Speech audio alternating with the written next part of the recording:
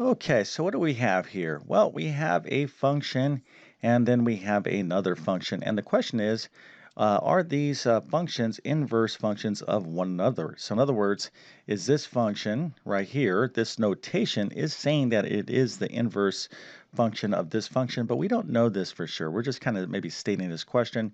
But how do we verify this? How do we determine this? Now, if this is the inverse function of this function, then this function's inverse would be this function, i.e., let's kind of do it this way. If I was looking for the inverse function of this function, it would be this if this function right here is in fact its inverse. And if I was looking for the inverse function of this function, it would be this function. So hopefully, you know a little bit about inverse functions. And if you don't, you're definitely going to have to really know a lot about functions and function inverses if you're taking any sort of algebra course.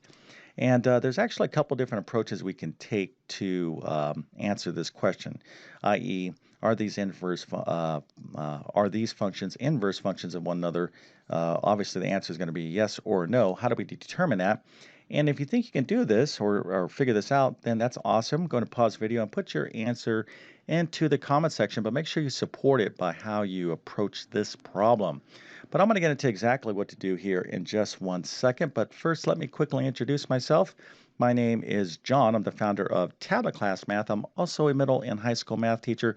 I've been teaching math for decades, and one of the things I like to think of is I actually explain math versus kind of teaching it. And I really try to explain things in super clear and understandable ways so anyone and everyone can learn. So if you're at the middle school, high school, or even college level, I could definitely help you out. I'm going to leave a link to my math help program in the description of this video. Now, if you happen to be preparing for any sort of test that has a math section on it, I'm talking about things like the GED, SAT, ACT, GRE, GMAT, ASVAB, AccuPlacer, CLEP exam, any sort of college entrance exam, college placement exam, maybe even a teacher certification exam. I can help you prepare and pass those exams. If you homeschool, you definitely got to check out my homeschool math courses. They were just voted #1 for middle and high school mathematics by a major homeschool publication. Pretty happy with that award. And if you need some math notes, I'm going to leave links to my math notes in the description of this video. Okay, so let's get into this question here. Again, functions are absolutely, it's critical that you understand everything and everything that you learn about functions in algebra. It's a massive topic, and inverse functions are right a part of what you need to know. Now, there's a lot more that we can discuss about inverse functions or functions and their inverses that I'm not going to put in this video. So this is a very narrow topic in terms of how do we determine whether two functions are inverses of one another. So there's a couple different ways we can go about this. So here, let's take this function. And one approach we could take is saying, all right, well, I have this function. Let's just go ahead and find the inverse. We can find the inverse function of this function, and we could just look and see, hey, did we get the right answer? In other words, when we find this, is it this? Okay, so that's one approach you could take. It's kind of more of a direct approach, as we can find this function's inverse directly, and then just see, hey, is it this function right there? If it is, then of course these two functions would be inverses of one another. But that's not the method I'm going to use. I'm going to be using a very direct kind of method, and this is really the definition of a function and its inverse. So what is that? This looks pretty crazy right here, but effectively what this is, what this saying is, if I take the composite, if I take this function right here, the composite function, and I plug in this function into this function, okay, I should just get x, all right? Now, if I take this function, I plug it into this function, a function composite, I'm going to show you this here in a second, I should also just get x, and that is by definition, that's the definition of a function and its inverse. So you need to know this. Even though you could say, well, let me just go ahead and directly find this and compare this. When you're verifying a function in its inverse, this is the definition, okay? So when you take the composite function of both of these functions in mind, you should get x as the final result. And if you do, that means by definition that these functions are inverses of one another. So let's go ahead and set up to do this right now. Okay, so let's first of all focus on this. Here is our two functions. Now, if you're not familiar with composite functions, let's say you have a function f of x and you have another function g of x right here. This would be that stuff that looks like f of g of x. This is the most common notation. So this is a composite function operation. If you don't know how to do composite functions, well, a couple suggestions. I have tons of videos on my YouTube channel about functions and composite functions, and of course you can master all this stuff by taking any one of my algebra courses. But you need to know how to do a composite function in order to work with function inverses. But let's take a look at this first notation. This is saying we're going to plug in. We're taking this function. We're going to plug in for x here this potential inverse function. So I'm going to find f of, this is the inverse, potential inverse. And so we're going to replace this x right there. Okay, we plug it in this into this function, the inverse. So that would be this right here. So I'm going to be replacing this x with all this stuff. So let's very carefully do this. So this is going to be f of negative 1x is equal to 1/2 times x, again, is the whole inverse. That's going to be 2x plus 2 minus 1. We can't forget that minus 1. So that's what that looks like. Now we're going to go ahead and do the reverse. Okay, let me erase this. We're going to find the composite function, but we're going to go the other way now. We're going to plug in into the inverse. We're going to plug into this potential inverse function, this function right here. Okay, f of x. That's what this means right there. So we're going to have 2, and this x here is going to be this function. Okay, so 2 times 1/2 x minus 1 plus 2. So if you're confused about this, really, look and study the setup, okay, because this is really critical.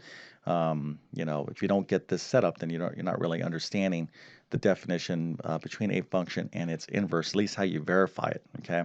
Very, very important that you do understand this, and if you're struggling a bit, go back and review composite functions. It is kind of an area that students seem to get confused.